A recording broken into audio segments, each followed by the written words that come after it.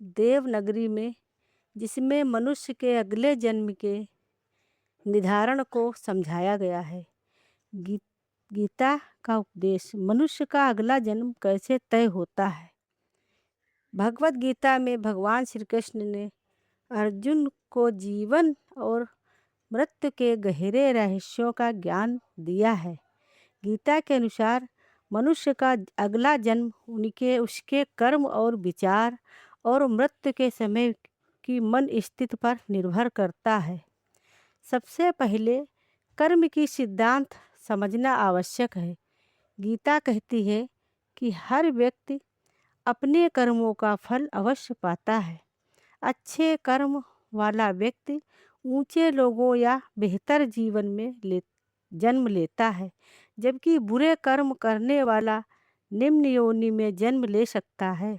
इसलिए हमारा वर्तमान जीवन ही हमारे भविष्य के जन्म की नींव रखता है।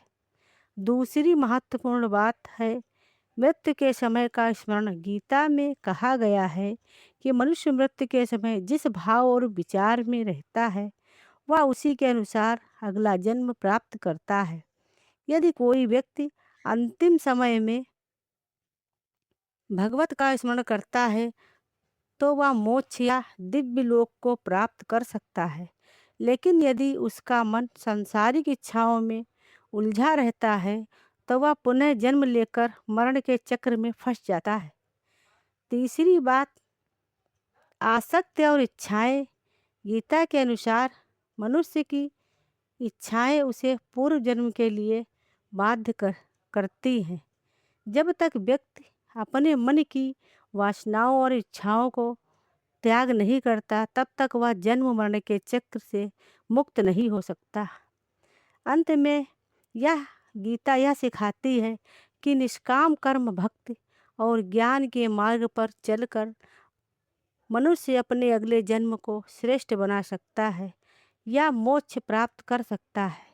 यदि हम अपने कर्म भगवान को समर्पित करके करें और मन को शांत रखें तो हम इस चक्र में से बाहर निकल सकते हैं।